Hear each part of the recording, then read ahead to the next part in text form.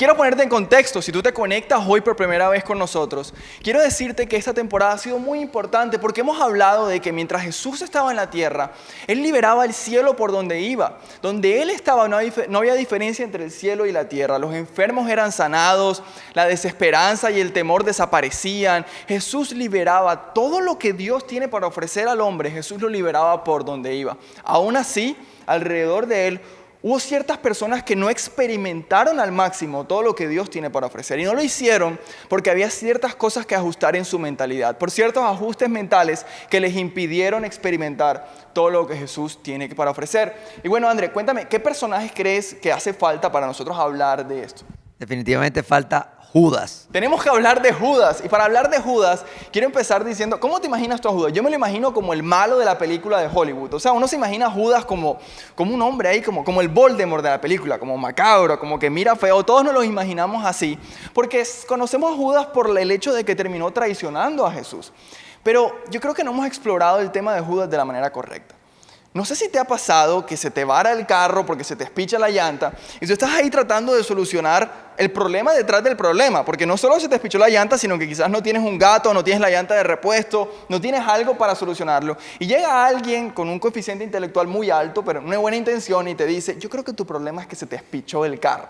Un problema que ya tú sabes, un problema aparente, pero en realidad tú estás solucionando el problema detrás del problema. En la vida muchas veces sucede así, hay un problema detrás del problema. De hecho, este mensaje lo hemos titulado El verdadero problema, porque con el tema de Judas, yo creo que sucedió algo parecido. Si tú lo piensas bien, dice la Biblia que Jesús escogió a Judas porque le pareció bien. Marcos 3:13 dice que a los que escogió, los escogió porque les pareció bien. Nosotros creemos que Judas era el malo de la película, pero Jesús lo escogió porque le pareció bien. Y de hecho, en el mismo listado donde estaban Pedro y Juan estaba Judas. Judas andaba con ellos sanando enfermos, expulsando demonios y también trayendo el cielo a la tierra. Judas hacía parte de este movimiento. Incluso dicen los teólogos que Judas era de las personas más cercanas a Jesús. En la última cena, cuando Jesús dice que uno de ellos lo va a traicionar y le preguntan que quién, él dice, aquel que mete su mano en mi plato de comida. Hablando de Judas, ¿qué nivel de confianza hay que tener con alguien para que tú puedas meter la mano en el plato de comida? No sé si te ha pasado ese famoso, bebé, pide tú que yo te robo con tu esposa. ¿Tú qué piensas del famoso yo te robo para que te metas? No tiene autorización para quitarme comida del plato. Es tu esposa. ¿Qué nivel de conexión hay que tener con alguien para meter la mano en el plato de comida? Judas era muy cercano a Jesús. Entonces escúchame bien porque ya vamos al tema. Jesús escoge a Judas porque le pareció bien. Judas sanaba enfermos y andaba con ellos en este mover del cielo. Y Judas era muy cercano a Jesús. Entonces, ¿cuál es el verdadero problema? Porque no es el tema de que traicionó a Jesús, ese es el problema aparente, pero ¿cuál es el verdadero problema de Judas? Y el verdadero problema de Judas es que poco a poco se fue extraviando de su camino. No de un solo golpe, sino poco a poco fueron sucediendo cosas en el corazón de Judas que fueron haciendo que él se extraviara de su camino. Y hoy, de hecho, nosotros queremos hablarles de estas cosas, para que nosotros podamos aprender de ellas y podamos hacer los ajustes mentales necesarios para que esto no nos suceda a nosotros, como le sucedió a Judas, sino que por lo contrario podamos todos experimentar al máximo el potencial de lo que Dios tiene para nosotros, ¿ok? Y lo primero que queremos analizar de estas cosas que le sucedieron a Judas es que Judas fue a ver a quien no tenía que ver. Escúchame, fue a ver a quien no tenía que ver. No sé si todos conocemos a alguien que se fue en algún momento al famoso sueño americano. Tú conoces un tío o un primo, alguien que fue a vivirse el sueño americano, el famoso sueño americano de la década de los 80 y los 90, donde en Latinoamérica las personas se iban a los Estados Unidos a trabajar y supuestamente pues hacían mucho dinero y enviaban dólares a sus países en Latinoamérica y eso. Yo lo conocí de primera mano, bueno, yo no lo conocí porque no lo viví, pero mi papá lo hizo. Mi papá fue de los que se fue a vivir el sueño americano.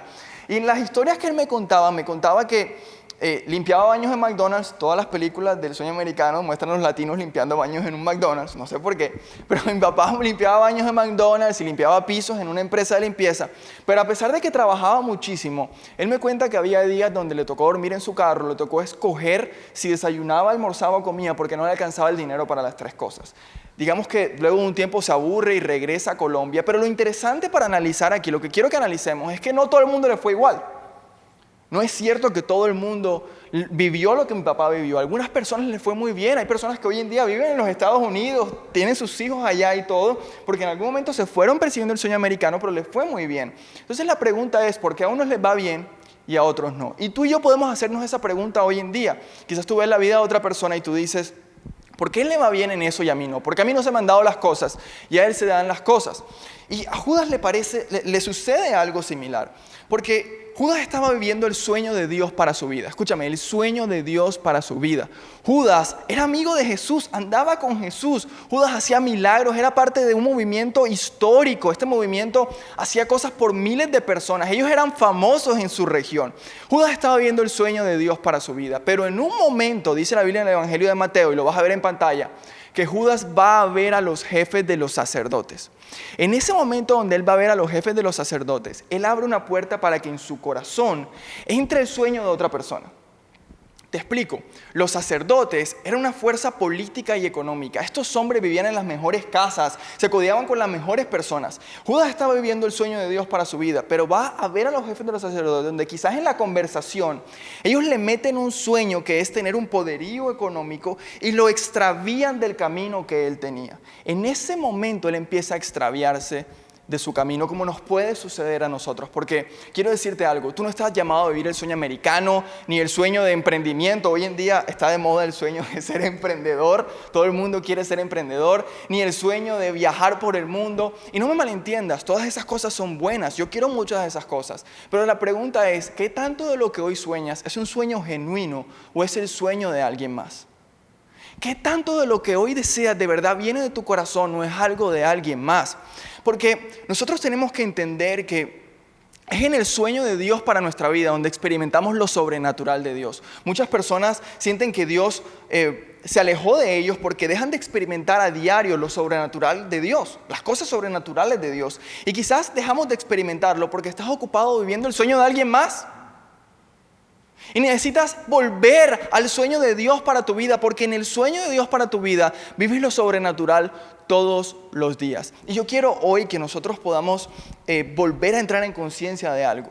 Todos los días tú debes levantarte, abrir tus ojos y decirle, Padre, hay muchas cosas que yo no comprendo, hay muchas cosas que no sé para dónde voy, hay muchas decisiones que no sé por qué las tomo, pero si algo quiero es hacer tu voluntad y no la mía. Yo quiero estar en los lugares donde tú me pongas, rodeado de las personas que tú me pongas. Y cuando tú haces eso, en lo externo todo se empieza a organizar y empiezas a encaminar tu vida todos los días hacia el sueño de Dios y te proteges de que no sucedan cosas que te extravíen rápidamente de tu camino. Todos los días nosotros debemos levantarnos y hacer esto. Yo quiero decirte algo, hablando del potencial interno. Hoy en día yo vivo cosas de mí, veo cosas de mi potencial que antes no veía, que solo cuando hice esta oración genuina y le dije, Dios, yo te entrego mi vida para que sea tu voluntad y no la mía. En ese momento llegué al living room, en ese momento te conocí a ti, conocí a muchas personas y empiezo a ver cosas de mi potencial interno que antes no veía. Nunca me imaginé hablando ante unas cámaras aquí contigo, hablando con personas o comunicando.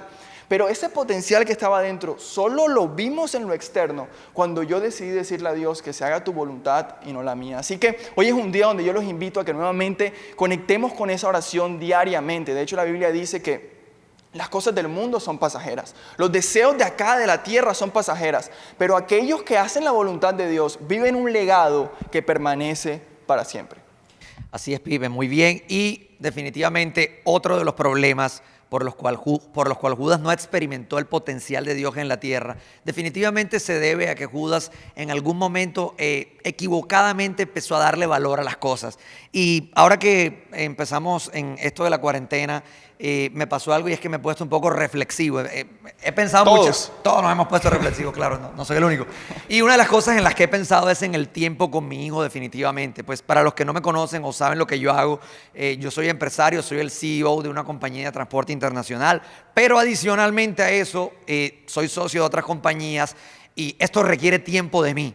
Y hay algo en donde debo ser sincero, cuando el éxito económico empieza a venir, en algún momento tú empiezas a proteger ese éxito económico porque se siente bien y uno quiere dejarle legado a la familia de uno quiere dejarle un legado a sus hijos y uno empieza a utilizar la excusa de, hey, tengo que proteger esto y uno empieza a desplazar el tiempo con la familia. En el caso puntual mío fue con mi hijo y cuando empezamos en la cuarentena, mi hijo un día me reclama y me dice, papá, es que yo quiero jugar Toy Story contigo. aquí con los juguetes, y yo estaba ocupado, estaba trabajando, y yo decía como que, ahora no, pero lo hice, le dediqué unos 3 minutos, y cuando yo vi la cara de ese niño con 3 minutos, yo dije, hey, qué valioso soy yo para él. No solamente eso, también tuve la oportunidad un día de ir a un parque con él, y en este parque pues hubo unos perros, y esos perros, él tenía como un poco de miedo, y yo le inyecté la valentía. Yo le dije, hijo, no, o sea, vamos con valentía. Y solo el hecho de ver que él pudo ponerse en una posición valiente, guerrera, a mí me ayudó mucho. Y yo dije, hey, definitivamente yo estuve demasiado tiempo enfocado en otras cosas, dándole valor a cosas que no tienen valor. Fui a reuniones antes de la cuarentena que nunca debí ir. Lo más importante es mi hijo. Y hablando de cuarentena, cuando empezó la cuarentena, yo me reía con Lucas, mi hermano, que por ahí está detrás de cámaras, de una moda que hay de gente que usa zapatos de $5,000. Yo le decía, Lucas, ¿qué sentido tiene comprar un zapato de $5,000? ¿Para qué lo usas en este momento? 5,000 son baratos, O hay sea, de 20,000. no, claro, hay unas locuras de zapatos. Yo decía, hey, como te bañas con ellos y luego vas a la cocina con ellos, o sea, todo el mundo está en pantuflas, en chanclas, no sé cómo le digan en tu país, no tiene sentido. Yo le decía, yo pago de pronto por un reloj, pagaría eso. Y él me decía, no, pero por un reloj yo nunca lo pagaría. Y ahí me di cuenta que definitivamente todas las personas asignamos valores diferentes a las cosas. Pero al final todos buscamos algo cuando asignamos un valor, y es recibir una retribución. Pero hay un problema ahí, y es que realmente podemos estar asignando valores a cosas que no tienen ningún tipo de valor, que el final no es bueno. Incluso hay cosas que nos pueden llevar a la destrucción. Y o sea, hay que aclarar que en lo que hemos estado viviendo ha sido probablemente el reto más importante de los últimos 100 años de la humanidad. No es un momento para asignar valor y enfocar tus esfuerzos, tu tiempo, tu dinero y tu vida a cosas de manera aleatoria. Tienes que dar un golpe certero en momentos como este. Y definitivamente yo cuando pienso en esto, pienso en el pensamiento colectivo. El pensamiento colectivo muchas veces no tiene la razón. Por algo en la Biblia dice, hey, renueven su manera de pensar. Renuévala, porque no puedes conformarte a las corrientes de este siglo. Ya en la Biblia se sabía que las corrientes que vendrían eran corrientes confusas, y definitivamente no todo el mundo tiene la razón. Hay cantidades de personas hablando. Hoy en día hay múltiples de pensamientos colectivos. Hay cantidad de gurús que saben de todo, y definitivamente los pensamientos colectivos muchas veces tienden al error. Y me llama la atención algo en la Biblia, que un día estando Jesús y Pedro hablando, pues Jesús que estaba explicando algo, que quiero que tengas mucha atención ahí. ¿Qué estaba explicando Jesús? Él estaba explicando el plan para el cual Él había venido a la tierra. Él vino a la tierra realmente a morir por nosotros para recibir el castigo que tú merecías. Él murió en la cruz, recibió la enfermedad, recibió la pobreza para darte toda la bendición que no merecías. En eso consistía la muerte y la resurrección de Jesús. Pero cuando Él está anunciándole a sus discípulos que Él iba a morir, Pedro le dijo, Jesús, pero por favor, hazte un bien, no tienes que ir a la cruz. Y me llama la atención en la manera como cortantemente Jesús le dice a Pedro, apártate de mí, Satanás, porque tú no pones la mirada en las cosas de Dios, o sea, no ves las cosas como Dios las ve, sino que las ves como los hombres las ven. No se te ocurre a tu esposa decirle, apártate de mí, Satanás, porque de pronto te sale Satanás ese día. Pero lo que sí me llama la atención es que Jesús sataniza algo importante, y es la opinión de la gente. La filosofía humana, el concepto de la humanidad. Y yo te tengo que decir que yo he sido estudioso de lo que son las crisis mundiales. Llevo 5 años por lo menos estudiando lo que son las crisis mundiales. Y hace 5 años ya yo sabía que iba a venir la próxima crisis mundial, y ya yo sabía que probablemente iba a ser en el año 2020. Y quiero decirte que muchas de las cosas que hoy en día están pasando ya estaban escritas en los libros, y nada más y nada menos está pasando lo que ahí decía. Hay mucha gente atrincherada, llena de pánico, y definitivamente hay gente que se está beneficiando de esto. No tengo nada malo con el beneficio, porque hay mucha gente de esta comunidad que Dios la ha prosperado en esta cuarentena, y no tiene nada de malo. Pero lo que tiene de malo, y lo que tenemos que tener en cuenta, es que hay que ser muy celosos con qué valor le damos a la información que la gente nos da. Hay gente que le da un valor importante a los reportes del Ministerio de Salud de tu país, de cuántos contagiados. Ese es el nuevo hobby. O sea, yo te hago una pregunta, respóndetela. ¿Ver los contagiados en Twitter va a hacer que tú seas inmune? es para informarse. No, eso no hace absolutamente nada. Tú solo tienes que saber que te tienes que poner el tapaboca y seguir las medidas. Ya, punto final. No tienes que llenarte de miedo. Por eso hay que ser radical. Hay que ser radical. Por algo, en algún momento Pablo dijo, hey, fijen su mirada en Jesús. Como cuando tú fijas un clavo en la pared y ahí pones un cuadro. Hay cualquier cantidad de teorías y gente que se ha equivocado. Hay gente que en la radio ha dicho cosas que no sucedieron. Por eso me parece importante que en esta época el ajuste mental que nosotros hagamos es precisamente darle valor a fijar la mirada en Jesús. Lo que le pasó a Judas fue eso. Judas al final desvió su mirada un poco de Jesús. Y hay una historia cuando él está con los 12 apóstoles. Jesús está con los 12 apóstoles donde fueron a comer. Y había una costumbre donde ellos tenían que lavarse los pies, casi como está pasando ahora que nos lavamos los pies. Ellos tenían que lavarse los pies porque... Pero no había ni alcohol ni amoníaco. No, o sea, con agua, tenían que lavárselo porque... Hoy en día es sofisticado, hay tecnología de lavapiés. Hay de todo y en ese momento pues se los lavaban porque la calle no era pavimentada y... Hubo una mujer que en medio de esa comida hizo algo interesante y la mujer quebró un perfume. Es como si tú entraras a una casa hoy en día y en vez de que tú te miren con cara de deja los zapatos allá, te rompieran un Paco Rabanne en los pies. Era algo un poco extravagante. En ese momento salió Judas y dijo, hey, ¿cómo esta mujer hizo eso? Pues ese perfume es muy costoso, podemos entregárselo a los pobres. Pero cuando yo veo a la mujer y veo a Judas, veo a la humanidad. Me veo a mí también, porque Judas precisamente representa la subvaloración de las cosas espirituales.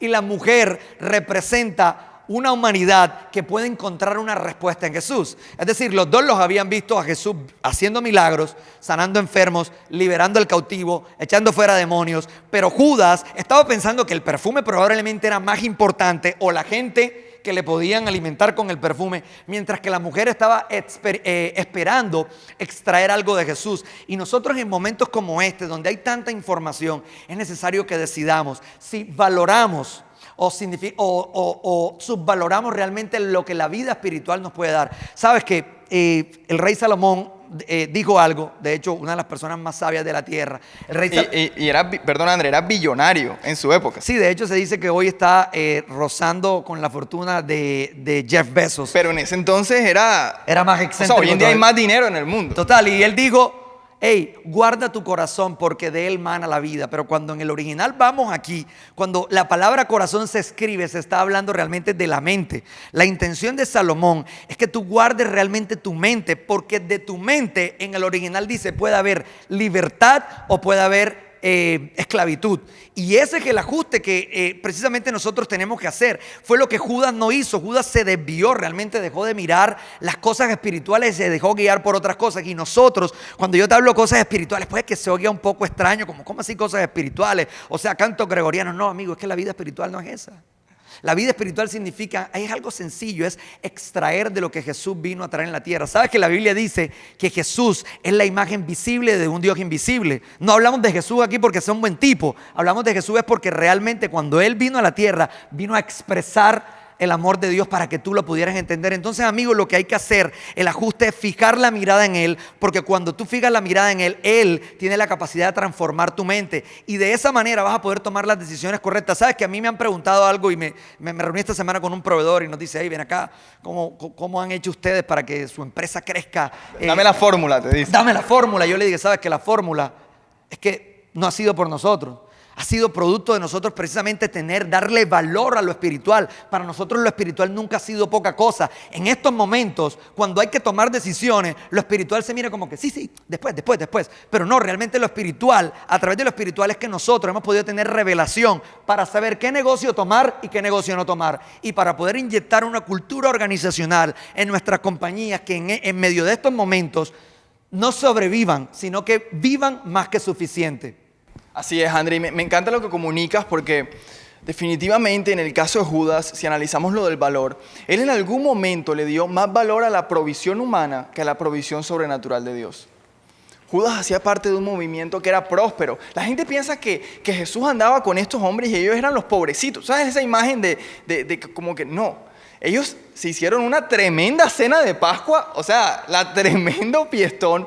Y había varios indicios en la Biblia donde tú puedes decir que eran parte de un movimiento muy próspero. Ellos tenían dinero, tenían muchas cosas, tenían influencia. Y todo se había dado sobrenaturalmente por Dios. Aún así, cuando viene la preocupación, y quiero decir algo aquí, el corazón de Judas empieza a dañarse cuando él empieza a escuchar a Jesús que va a anunciar que va a morir y que va a ir a la cruz y que va a resucitar. Aún así, Jesús les había dicho, lo que viene es mejor de lo que viven ahora. Pero la incertidumbre hacia el futuro hizo que Judas empezara a preocuparse. Él se empezó a preocupar porque, ¿cómo así? Ahora estamos caminando contigo, Jesús, y tenemos todas estas cosas, pero ¿cómo así que lo que va a devenir es mejor? Y esa incertidumbre hacia el futuro hizo que él se empezara a preocupar a tal punto que le dio más valor a la provisión de hombres que a la provisión sobrenatural de Dios que ya había experimentado. Y yo quiero preguntarte hoy a ti, ¿qué cosas estabas haciendo antes de la cuarentena que quizás hoy en día las dejaste a un lado por la simple preocupación o la incertidumbre hacia el futuro? Tú y yo hemos experimentado antes la provisión sobrenatural de Dios. Así es, Pipe. Yo creo que el llamado, tú que nos estás viendo por televisión, estás de pronto en la sala de tu casa, en el cuarto, no tomes este momento de oración que vamos a hacer ahora como un momento más. O sea, aquí hay un momento poderoso porque yo creo que definitivamente hay personas que nos están viendo, que están necesitando una respuesta en tu salud, una respuesta en tu trabajo, una respuesta en tu mente. Amigo, déjame decirte que la respuesta es Jesús y Él está en tu casa en este momento y mientras yo estoy orando, el poder sanador de Él está ahí contigo. Entonces vamos a orar y vamos a realmente creer lo que la Biblia dice. Es un momento para creer eso. No podemos controlar lo que otros creen, pero sí podemos controlar lo que nosotros creemos. Es una buena temporada para enfocar nuestra mente puntualmente, estratégicamente y diariamente en que Dios sigue siendo y seguirá siendo un Dios bueno. No solamente fue más que suficiente en el pasado para nuestras vidas en Living Room, no solamente va a ser más que suficiente, sino que está listo para ser más que suficiente ahora. Gracias te doy, Dios, por todas las personas que nos están viendo desde su casa. Ahí donde estás, levántate, ponte en pie. Dios, yo sé que tú sigues siendo bueno. Dios, tú no usas tapabocas, Señor. Tú estás vivo. Estás vivo para las personas que nos están escuchando, Dios, y sé que te estás manifestando de acuerdo a lo que hiciste en la cruz. Ahí repite conmigo, Señor Jesús, yo creo en lo que hiciste en la cruz y lo recibo para mí. Gracias te damos, Dios, por ascensos económicos, porque sabemos que la plaga nunca tocará nuestra morada, porque a nuestro lado caerán 10,000 y a nuestro otro lado caerán 1,000, mas a nosotros no llegará. Gracias, Dios, porque tú das más abundantemente de lo que pedimos y deseamos. Lo recibimos, dile, Dios, lo recibo en el nombre de Jesús, te damos gracias.